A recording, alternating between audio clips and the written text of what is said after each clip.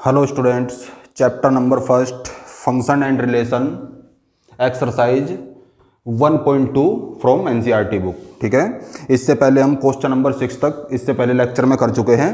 आइए अब हम क्वेश्चन नंबर 7 से शुरू करते हैं। ठीक है, क्या दिया क्वेश्चन नंबर 7? क्वेश्चन नंबर 7 में क्या दिया इन्होंने? ये दिया है, निम्नलिखित में से प्रत्येक स्थिति में बताइए कि क्या दिए गए फलन एकाकी अथवा आच्छादक अथवा एकाकी आच्छादक यानी बाइजेक्टिव है। अपने उत्तर का औचित्य भी बताइए।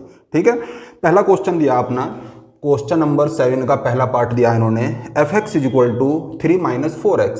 क्या दिया बच्चों? F x is equal to 3 minus 4x। ठीक है, अब 3 माइनस 4x में हमें इसकी जांच करनी है 1 1 ऑन 2 की। ठीक है, चलो अब हम करते हैं। ठीक है, देखो सबसे पहले हम 1 1 के लिए और ऑन 2 के लिए देखेंगे। अगर ये 1 1 और ऑन 2 हो गया तो इसका मतलब क्या होगा? ये हमारा बाइजेक्टिव फंक्शन हो जाएगा। 1 1 ऑन 2 हम आपको अच्छी तरह से अलग से वीडियो बनाकर समझा चुके हैं कि आप कैसे जांच करते हैं। ठीक है, सब क्वेश्चनों का एक ही मेथड है। इसका हल देखते हैं अब हम। Let x1 x2 belongs to R such that ठीक है, x1 x2 belongs to R such that क्या होगा हमारा? fx1 is equal to fx2। अब आप fx1 की वैल्यू निकाल लेंगे, यहां पर x की जगह x1 रखेंगे तो कितना आ जाएगा आपका? तो ये आ जाएगा 3 minus 4x1 is equal to 3 minus 4x2, यानी x1 रखा तो fx1 की वैल्यू आ गई आपकी। अगर आपने x2 रखा तो ये fx2 की आपकी वैल्यू आ गई। ठीक है, देखो 3 से 3 कैंसिल हो गया। ठीक है, minus 4x1 is equal to minus 4x2, 4 से 4 माइनस से माइनस कैंसिल हो गया। तो आपका क्या आ गया बच्चों? ये निकल के x1 is equal to x2, x1 is equal to x2। ठीक है, तो ये क्या हुआ हमारा? किसकी कंडीशन है ये हमारी 1 1 की कंडीशन है। सो it is 1 1, so it is 1 1, तो ये हमारा 1 1 हो गया। ठीक है, अब जांच करते हैं हम इसमें ऑन 2 की। किसके लिए देखेंगे बच्चों? हम ऑन 2 के लिए।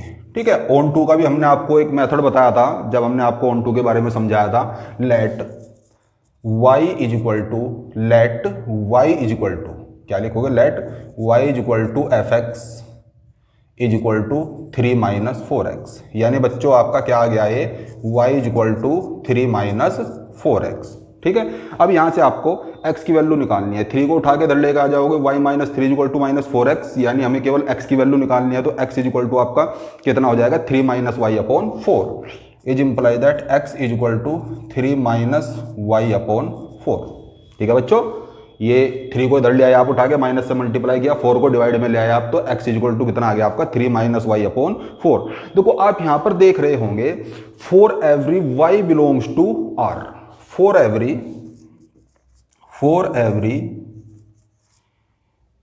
y बिलोंग्स टू R यानी कोडोमेन। y किसका है अभी? अब आपका कोडोमेन का। देखो for every y belongs to R there exist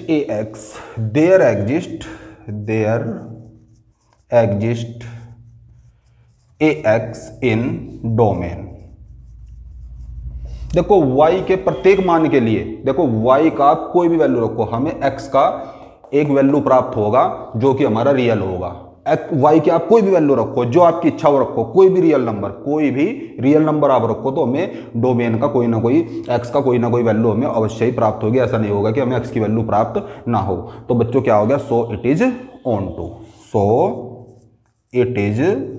on to. ठीक है, ये 1 1 भी हो गया और ऑन 2 हो गया। सो इट इज बाइजेक्टिव, ये बाइजेक्टिव फंक्शन आपका हो गया। ठीक है बच्चों, समझ में आ गया होगा आपकी अच्छी तरह। अब इसका सेकंड पार्ट देखते हैं हम। पार्ट नंबर सेकंड क्या दिया इन्होंने? पार्ट सेकंड में क्या दिया? अब इन्होंने दिया है F x is equal to 1 plus X square. Function क्या दिया आपका? F x is equal to 1 plus का X square. F is such that R tends to R, real to real define है बच्चों ये। F is such that real to real. ठीक है, real to real आपका ये डिफाइन होगा। ठीक है, अब देखो सबसे पहले हम इसमें किसकी जांच करेंगे? 1 1 की जांच करेंगे, फिर ऑन 2 की जांच करेंगे। देखो ठीक है, फॉर 1 1 के लिए हम देखेंगे इसमें let x1 x2 belongs to R such that fx1 is equal to fx2। तो यहाँ पे आप fx1 की और fx2 की वैल्यू निकालोगे बच्चों से में fx1 और fx2 की वैल्यू आप इसमें निकालेंगे। देखो क्या होगा यहाँ से 1 प्लस का x1 square, 1 plus x1 square is equal to 1 plus का x2 स्क्वायर, 1 से 1 कैंसिल, क्या हो गया आपका ये x1 square is equal to x2 square. यानी आपका क्या निकल के आ गया बच्चों यहाँ पर ये आ गया x1 is equal two plus minus x2। x1 की वैल्यू प्लस x2 भी है और x1 की वैल्यू माइनस x2 भी। देखो हम रियल टू रियल डिफाइन कर रहे हैं, हमने दोनों तरफ का स्क्वायर रूट लिया, रियल में प्लस और माइनस दोनों आते हैं। अगर नेचुरल टू नेचुरल डिफाइन होता फिर ये प्लस माइनस आपका नहीं आता। ये बात कई जगह आपकी पहले क्वेश्चनों में भी आ चुकी है, ठीक है। अब इसके बाद हम क्या देखेंगे इसमें, देखो ये आपका 1 1 नहीं हुआ, ये आपका 1 1 नहीं हुआ। देखो फॉर एग्जाम्पल, अगर इससे आपको संतुष्टि नहीं है तो फॉर एग्जाम्पल देखो दो रियल नंबर ले लीजिए आप, f माइनस 1, तो 1 प्लस माइनस 1 का स्क्वायर इज इक्वल टू 2। देखो फंक्शन में आप अपने उठा के रखोगे यहाँ से वैल्यू, देखो माइनस 1 रखोगे, पॉजिटिव हो जाएगी स्क्वायर की वजह से, फिर आप वैल्यू निकाल लोगे f1 की, f1 की आप value 1 plus 1 square is equal to 2। यानी दो अलग अलग डोमेन के दो अलग अलग अवयवों पर हमें एक ही प्रतिबिंब प्राप्त हो रहा है, तो इसलिए क्या होगा ये हमारा, ये 1 1 नहीं हुआ। अगर इससे आप समझ में दिक्कत है, वैसे दिक्कत इसमें भी कुछ नहीं है, आप ये एग्जाम्पल लेकर भी दिखा सकते हैं। देखो स्क्वायर के क्वेश्चनों में दिक्कत जितने में भी स्क्वायर होता है में आपके 1 1 होते ही नहीं, ये कोई फिक्स मेथड नहीं है, लेकिन फिर भी आपने देखा होगा 1 1 नहीं होते हैं, ठीक है। तो आप इसमें क्या लिखोगे, x के, देखो इसमें क्या हुआ आपका, डोमेन के दो अलग अलग अवयवों पर हमें एक ही प्रतिबिंब प्राप्त हो रहा है, क्योंकि यहां डोमेन के दो अलग अलग अवयवों -1 व 1 पर, क्या लिखोगे बच्चों आप यहां पर, -1 व +1 पर हमें एक ही प्रतिबिंब प्राप्त हो रहा है, एक ही प्रतिबिंब 2 प्राप्त हो रहा है।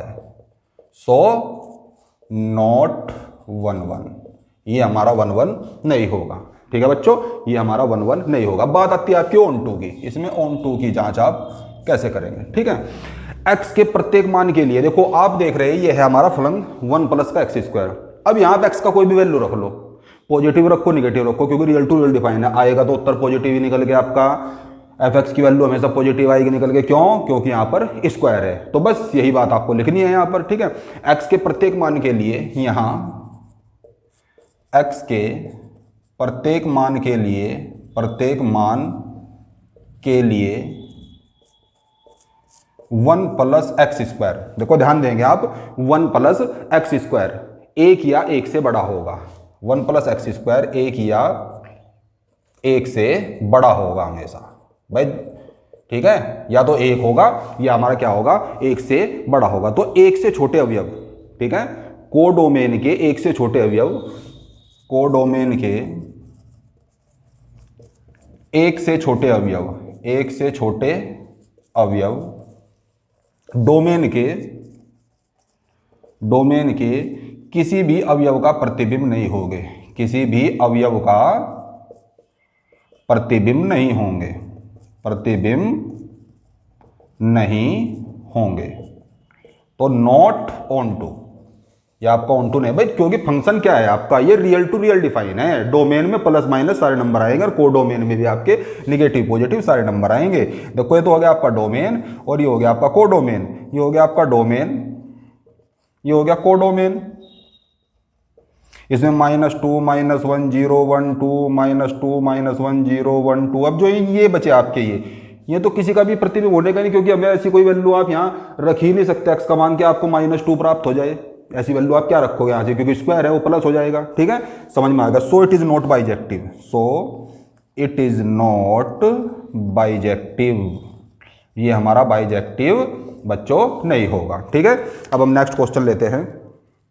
देखो नेक्स्ट क्वेश्चन में क्या दिया इन्होंने, क्वेश्चन नंबर 8, मान लीजिए कि a तथा b दो समुच्चय सिद्ध कीजिए कि f is such that a cross b, ठीक है, f is such that a cross b। Question number 8 में क्या दिया इन्होंने आपका, f is such that a cross b tends to b cross a, ये दिया, और f क्या दिया फिर उन्होंने, f a b is equal to b a, f A B is equal to B a, f A B is equal to क्या दिया उन्होंने आपका बी ए।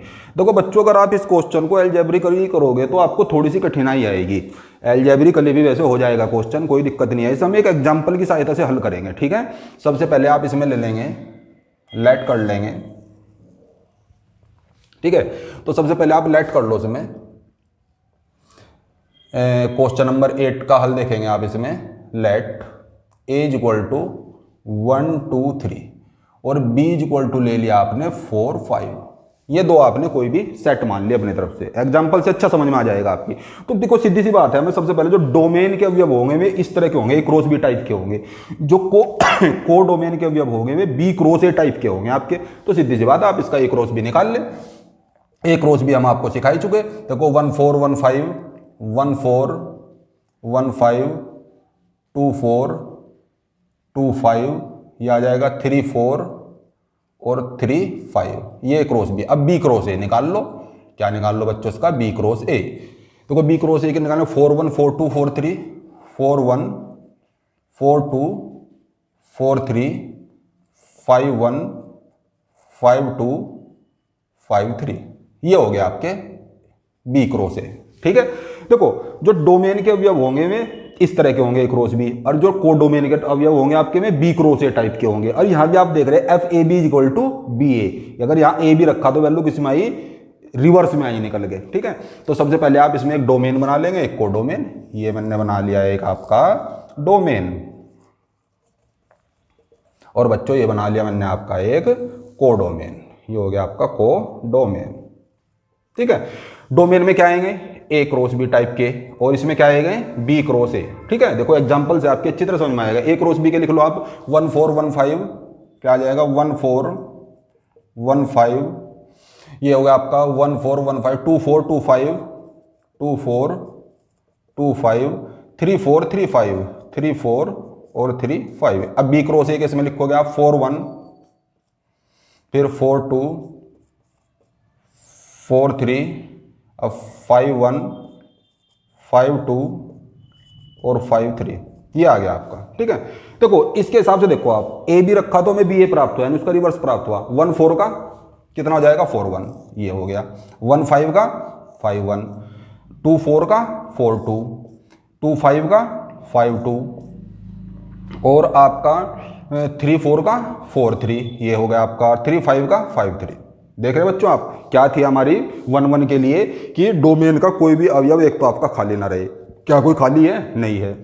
को डोमेन 1 1 के लिए, और प्रत्येक अवयव का अलग अलग, सॉरी वो तो फंक्शन के लिए डेफिनेशन, मतलब जो है कि को डोमेन के प्रत्येक अवयव का डोमेन में प्रतिबिंब, अलग प्रतिबिंब होना चाहिए, अलग अलग अवयवों का अलग अलग प्रतिबिंब होना चाहिए, वो है। और को डोमेन में कोई खाली ना रहे 1 2 के लिए, तो कोई भी खाली नहीं है, ठीक है। तो इसमें क्या लिखेंगे, इसमें आप लिखोगे डोमेन के प्रत्येक अवयव का एक ही प्रतिबिंब प्राप्त हो रहा है। यहां डोमेन के प्रत्येक अवयव का एक ही प्रतिबिंब प्राप्त हो रहा है, एक ही प्रतिबिंब प्राप्त हो रहा है। सो इट इज 1 1। तो बच्चों ये क्या होगा आपका, ये 1 1 हो जाएगा, ठीक है। और कोडोमेन का प्रत्येक अवयव, देखो कोडोमेन का प्रत्येक अवयव डोमेन के किसी न किसी अवयव का प्रतिबिंब है, और चूंकि कोडोमेन का प्रत्येक अवयव डोमेन के किसी न किसी अवयव का